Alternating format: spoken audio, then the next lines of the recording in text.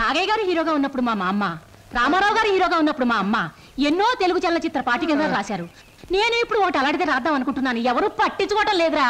పిన్ని, నువ్వు ఎవరిని ఏం అడగకూడదు. అడిగితే నీకు తెలిసిన విషయాలు వాళ్ళు ముందే తెలుసుకొని నీకంటే ముందే వాళ్ళు బుక్ రాసేస్తారు. అందుకని నీలోనే ఉంచుకో. నీకు ఒకటి తెలుసా, నీ బుక్ కవర్ పేజ్ బొమ్మ బాపు గారి చేతి వేస్తున్నాను. ఫ్రంట్ పేజ్ ఏమిటో తెలుసా? ఏమిటి? రమ్ పమ్. చాలా బాగుందిరా. బ్యాక్ పేజ్ మీద సుత్తి కూడా వేయించు, రాంగ్ ముదిరిపోతుంది. మీరు ఊరుకోండి. నా బాబే, నువ్వు ఒక్కడవేరా నన్ను అర్థం చేసుకున్న వాడివి. ఇంకెప్పుడు ఎవరిని ఏమి అడగను, మిమ్మల్ని తప్ప. ఒరే, అంతా బాగానే మేనేజ్ చేసావురా, కానీ నన్ను మాత్రం బతికించలేకపోయావు. మీ పిన్ని బాబాయ్, పిన్ని ముందు నువ్వేమన్నాను, పిన్ని వెళ్ళాక అన్నావా? నేను ఊరుకోను. ఓహో, నువ్వు దాని పార్టీ. అవును, పిన్నంటే ఎవరనుకున్నావు? మా అమ్మ. ఒరే, ఇది ఏనాటి బంధమోరా. 15 సంవత్సరాల క్రితం మీరెవరు మేమెవరు అనుకోకుండా నాకు దొరికారు. ఈ 15 సంవత్సరాల్లో మేము మీకే ఆప్యాతలు కురిపించామో తెలియదు, కానీ మీరు మా కన్నబిడ్డల కంటే ఎక్కువైపోయారా. అది మా అదృష్టం బాబాయ్. నువ్వు లేకపోతే మేమేమైపోదాం. చూడమ్మా, రిటైర్డ్ స్టేషన్ మాస్టర్ గా చెప్తున్నాను, పచ్చ జెండాకి పరిగెత్తే రైలుకి బంధుతో ఉండక్కర్లేదురా. పచ్చ జెండా ఊగిందంటే రైలు పరిగెత్తి తీరాలే దాని డ్యూటీ. రైలు పరిగెత్తే ముందు పచ్చ జెండా ఊగాలే దాని బాధ్యత. మన బంధుత్వాలు కూడా అంతేరా. అయ్యో, టైం అయింది బాబాయ్. నువ్వు ముందు సరిగ్గా నిలబడు. ఇప్పుడు బయలు. ఓకే, నువ్వు రామ్మా. వెళ్ళొస్తాం. త్వరగా వచ్చేయండి. అలాగే బాబాయ్. 1969లో నా కర్మకాయలు నేను పెళ్లి చేసుకున్నాను. ఎక్కడికెళ్తారు? ఇప్పుడు ఆపే ఉంటే చంపేస్తాను. అమ్మా, పేపర్.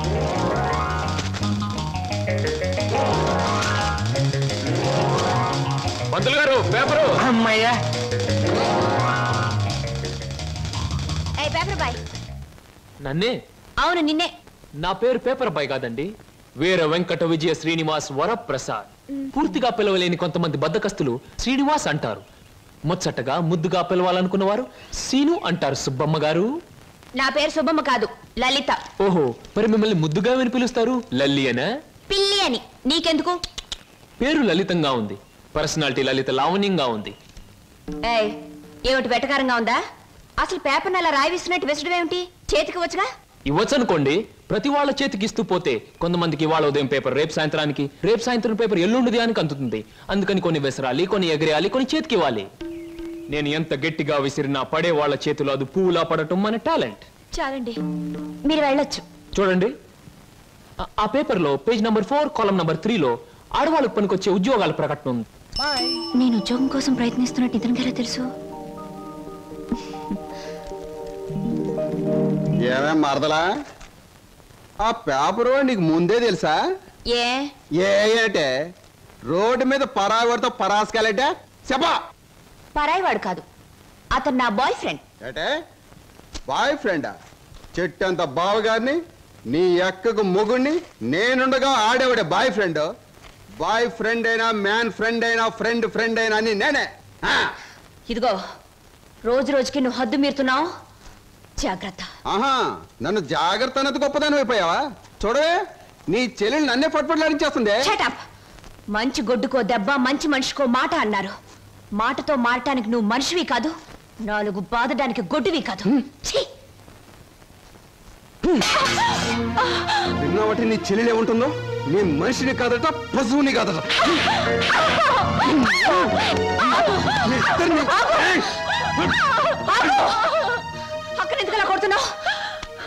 ముద్దుల మరదలు కొడితే నలిగిపోద్దని మళ్ళేనో నేను మనిషిని కాదు, పశువుని కాదా? నేను బ్రతిమాలుతున్నాను, అక్కడే చేయకు. చిచి, నువ్వు ఇతన్ని బ్రతిమలాడటం కంటే నేను తన్నులు తినటమేనయ్యో. ఈ దుర్మార్గుడికి ఇది అలవాటేగా. ఊరుకోక. ఓసస్, మీ అక్కా చెల్లెల పరామర్శ చాలుగానే మీ ఇద్దరితో వాదించి నా వాళ్ళు చీదర కొట్టింది. స్నానానికి నీళ్ళు పెట్టండి. ఊరుకోక. ఇది రోజు ఉండే భాగవతమే కదమ్మా. ఎలాగో ఇన్నాళ్ళు హాస్టల్లో ఉండి చదువుకున్నావు. ఉద్యోగం దొరికే వరకు కూడా ఆ హాస్టల్లోనే ఉన్నా బాగుండేది.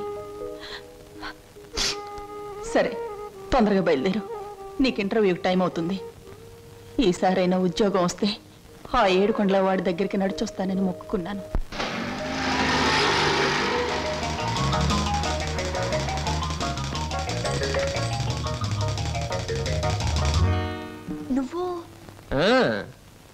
నువ్వు పేపర్ బాయ్ కదూ, మరి ఆటో? ఏమిటండి అలా ఆశ్చర్యపోతారు? చూడండి, జీవితం గడియారం లాంటిది. 1 నుంచి 12 వరకు నడిచే ముళ్ళు ఒక్కో చోట ఒక టైం నుంచి పెడతాయి. అలాగే నేను గడియారంలో ముళ్ళు లాంటి వాడిని. జీవితంతో పోటీ పడి తిరుగుతూనే ఉంటాను, గెలుస్తూనే ఉంటాను. పదండి పదండి. నువ్వెక్కడికి? ఎక్స్క్యూజ్ మీ, నేను ఇంటర్వ్యూకేనండి. నువ్వు ఇంటర్వ్యూకా? నేను బిఏ పాస్ అయినండి. ఆశ్చర్యపోకండి, ఇంటర్వ్యూ అయ్యాక తీరిగ్గా కూర్చొని ఏ కూల్ డ్రింక్ తాగుతూ ఆశ్చర్యపోతారు కానీ. Okay, yes, sit down. మీ అందరికీ ఒకే ఒక ప్రశ్న వేస్తాను, దానికి మీరు సమాధానం చెప్పాలి. నాకు నచ్చిన సమాధానం చెప్పిన వాళ్ళకి అపాయింట్మెంట్ ఆర్డర్ వస్తుంది. ఓకే?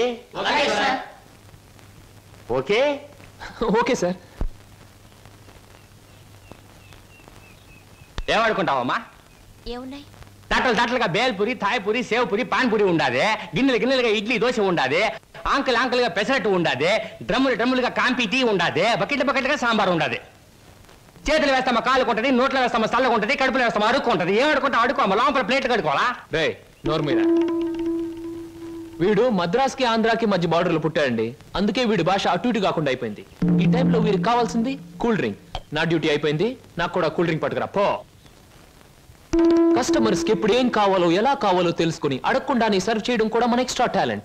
వేడికి నేను నిరుద్యోగులు కావాల్సింది కూల్ డ్రింక్. తీసుకోండి. మీరు గడియారం? ఏమిటండి నువ్వులో నుంచి మీరులోకి జంప్ చేశారు? నా గడియారంలో ఈ ముళ్ళు ఇక్కడ సర్వర్ గా పార్ట్ టైం జాబ్. చెప్పండి. ఏం చెప్పమంటారు? పోనీ నన్ను చెప్పమంటారా? చెప్పండి. మీకు అక్కగారు ఉన్నారు, చాలా మంచివారు. మీకు బావగారు ఉన్నారు, చాలా మంచివారు కారు. మీరు చదువు పూర్తి చేసుకుని ఉద్యోగం కోసం కాళ్ళు అడిగేలా తిరుగుతున్నారు. am I right? ఎవరో చెప్పకుండా మీకు ఇన్ని వివరాలు ఎలా తెలుస్తాయండి? తెలుసుకోవాలనుకున్న విషయం తెలుసుకోవాలనుకున్న టైంకి కరెక్ట్ గా తెలుసుకోవడం మన టాలెంట్. మీకు ఉద్యోగం కావాలి అంతేగా? అదేదో కూల్ డ్రింక్ ఇచ్చినంత సులువుగా చెప్తారేమిటి? అవునండి, నేను అబద్ధం చెప్పడం లేదు, నిజమే చెప్తున్నాను.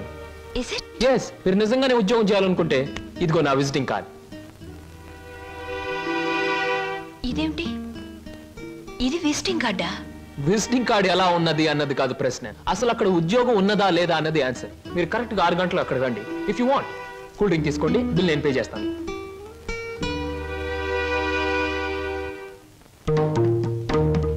నమస్తే. ముందు నా సేవకులకు నమస్కరించిన తరువాతే దేవుడికి నమస్కరిస్తా. మీ పనులు మీరు చేసుకోండి.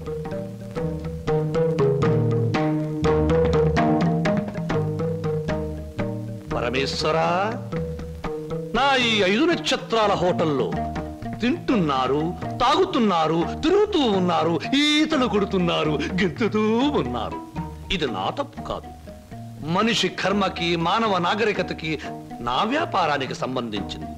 మనిషి పెరుగుతున్నాడు, మాట పెరుగుతుంది, కోరికలు పెరుగుతున్నాయి, సోకులు పెరుగుతున్నాయి. పెళ్లి కాకుండానే అమ్మాయిలకు డోకులు పెరుగుతున్నాయి.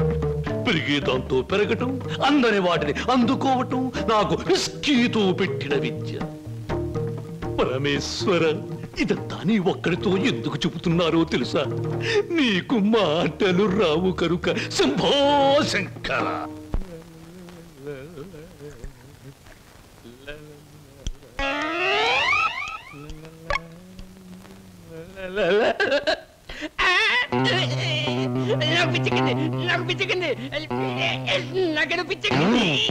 Good morning sir. ఏమిట్రా తల పిక్కుంటున్నావు? పేలుగాని పట్టాయా లేక దేంగని పట్టి? లేదు సార్, గ్లాస్ లో పోసిన విస్కీ మాయమైపోతుంది సార్. ఏదైనా మందు పిచ్చి పట్టిన దయ్యం ఎవరికీ కనిపించకుండా రహస్యంగా తాగేస్తున్నామోనని నాకు అనుమానంగా ఉంది సార్. దెయ్యం మందు నువ్వే తాగేస్తున్నావేమో? అయ్యో బాబోయ్, నేను తాగలేదు సార్. మా అమ్మాయి తోటి మా నాన్న మీద. ఆగు ఆగు ఆగు, నా కళ్ళ ముందు పోయి చూస్తా.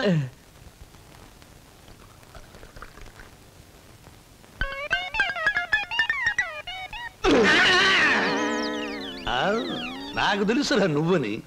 ఒరే, నీకు నెల నెలా జీతం ఇస్తున్నాను, సుందరాంగుల్ని తీసుకొచ్చినందుకు సుంకం ఇస్తున్నాను, అబద్ధాలు ఆడినందుకు కమిషన్ ఇస్తున్నాను. ఇంత చేసినా నువ్వు బారు మీద పడి పీపాలు తాగడం న్యాయమట్రా? నేను దాటలేదండి.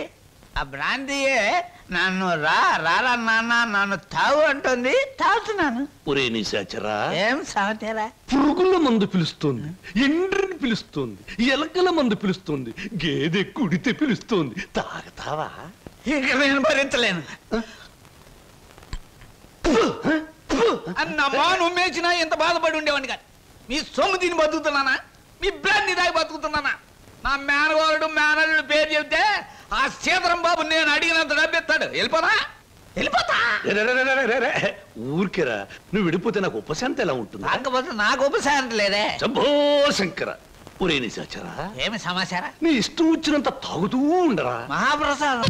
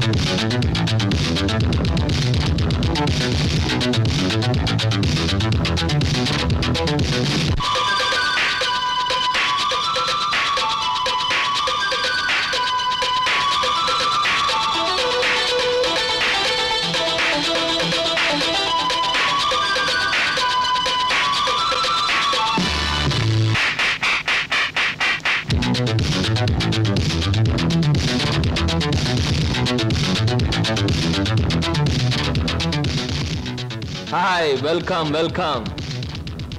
ఏమిటి డాన్స్లు గెంతులను చూస్తున్నారా? మేమంతా సరదా కోసం ఈ డాన్స్ చేయట్లేదండి. విరాట మహారాజు నర్తనశాల చూసే వాళ్లకు నాట్యమందిరంలా కనపడవచ్చు, కానీ అదే పాండవులకు ఆశ్రయం ఇచ్చింది, పాపాత్మునైన కీచకుడిని పతనం చేసింది.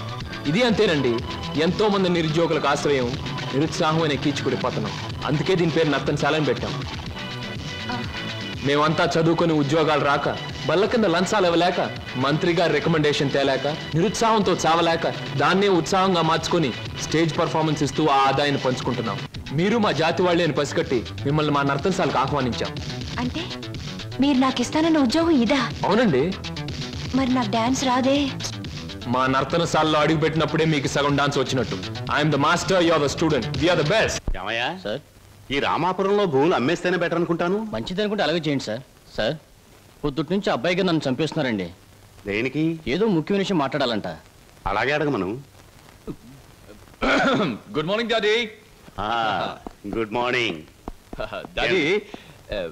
అది రే, మగవాడికి పెరిగితనం అసహ్యమైన లక్షణం. ఏమిటో చెప్పు. అది చెప్పు. అదే డాడీ, ఫియట్ కార్ తీసుకెళ్తాను. అలాగే తీసుకెళ్ళు. అంతేనా? అంతేనా అంటే డాడీ, డ్రైవర్ లేకుండా వెళ్తాను. అమ్మయ్యా, ఎంత కాలానికి ఓ మంచి మాట విన్నానరా నీ నోటమట. ఈ మాత్రం చెప్పడానికి ఇంత భయం అయితే రేపు పొద్దున్న ఈ ఆస్తి ఫ్యాక్టరీలు ఎలా చూసుకుంటావురా? అప్పుడు చాలా ధైర్యం వచ్చేస్తుంది డాడీ. ఎందుకనో? అప్పుడు నువ్వు ఉండవుగా. అయ్య బాబోయ్, దండాలు దండాలు. ఫియట్ కార్లో వెళ్తున్నాను. ఎలాంటి బాబు? అయ్యా, ధర్మ ప్రభువులు, ధర్మ ప్రభువులు. ఏం నాగయ్య, పిల్లలు బాగున్నారా? తమ దయ వల్ల అంతా చల్లగా ఉన్నారు బాబు. చీరుగాడు పెద్ద ఇంజనీర్ చదువుతున్నాడండి, లక్ష్మి ఇంటర్ చదువుతాందండి. అన్ని ఫస్ట్ క్లాసులే. 15 రోజుల్లో ఏవో పరీక్షలు జరుగుతాయంట. కాత ఫీజు అది. దానికి అంత మొమ్మాట పడతావు ఏమిటయ్యా? ప్రతి నెలా పట్టుకెళ్తున్నావుగా. ఎంత కావాలి? 1747 రూపాయలు 52 పైసలండి. దారి ఖర్చులు తమదయ్యా. ఓ 2000 రూపాయలు ఇచ్చి పంపు. అయ్యా, మీది మనసు కాదండి, ఎన్నపోస. మీరు లేకపోతే ఆ పిల్లలు రోడ్లు అమ్మట అడుక్కు తినేవాళ్ళు. అది సరేగా నాగయ్య, ఇన్నేళ్ళైనా పిల్లల యోగక్షేమాలైతే నాకు చెబుతున్నావు గాని వాళ్ళని ఒక్కసారి కూడా చూపించలేదు. పిల్లల్ని ఒకసారి చూడాలనుంది. చూపిస్తానయ్యా, తప్పకుండా చూపిస్తాను. తమరు గర్వపడేలాగా చూపిస్తాను. ఈ చల్లన్నేళ్ళలో పెరిగిన 2 మొక్కలు సెటిల్ అయిన వెంటనే, అంటే వాళ్ళ చదువు పూర్తయిన వెంటనే మీకు చూపిస్తానయ్యా. పెళ్లి చేసుకుని ఇల్లు కట్టుకుని హాయిగా ఫియట్ నడపాలో. పెద్ద సొంతంగా ఫియట్ కార్ నడుపుకొచ్చినంత మాత్రాన్ని ఇన్ని కూని రాగాలు తీయక్కర్లేదు. అవును, మన పెళ్లి విషయం మీ నాన్నగారిని అడుగుతానని చెప్పావు, అడిగావా? అసలు ఆ విషయం అడుగుతానే వెళ్ళాను. పెళ్లి చేయి డాడీ అని బదులు ఫియటి డాడీ అని వచ్చింది. ఆయన ఇచ్చారు, నేను వచ్చాను. పెళ్లి కాకుండా కొడతావేంటి? బాగుండదు. ఇలా నీ మూతి నేను, నా మోహం నువ్వు చూసుకుంటూ కూర్చుంటే చూసే వాళ్ళందరికీ లోపం అవుతాం, లేకపోతే ముసలి వాళ్ళం అవుతాం. అసలు అడుగుతావులే. అది కాదు వారు, అసలు అడగడానికి నాకేం భయం లేదు. కానీ పెళ్లి మాట ఎత్తేసరికి ఒప్పుకుంటారో లేదో అని భయం వేసి నోట్లోంచి రకరకాల మాటలు వస్తున్నాయి, కానీ మన పెళ్లి మాట రావట్లేదు. నువ్వు ఎలాగో అడగలేవు, నేను చెప్పేది విను. అలాగే. మా అన్నయ్య డాన్స్ ప్రోగ్రామ్ అవగానే చాలా హ్యాపీగా ఉంటాడు. Is it? ఆ, ఈ నెల 10వ తేదీన హోటల్ కోరమండలో మా అన్నయ్య డాన్స్ ప్రోగ్రామ్ ఉంది. వెళదామా? నువ్వు ఆయన దగ్గరికి వెళ్ళి ఏమండి మీ చెల్లెల్ని నేను ప్రేమించాను పెళ్లి చేసుకుంటాను అని అడగాలి. అది కాదు, మీ అన్నయ్య మంచి బాడీ బిల్డర్, వెయిట్ లిఫ్టర్ అని విన్నాను. నన్ను గాని కోడితే రేపు నువ్వు దెబ్బలు తగిలి హాస్పిటల్లో పడుంటావు కదా, అప్పుడు నేను చూడటానికి వస్తాడు, అప్పుడు అడుగు.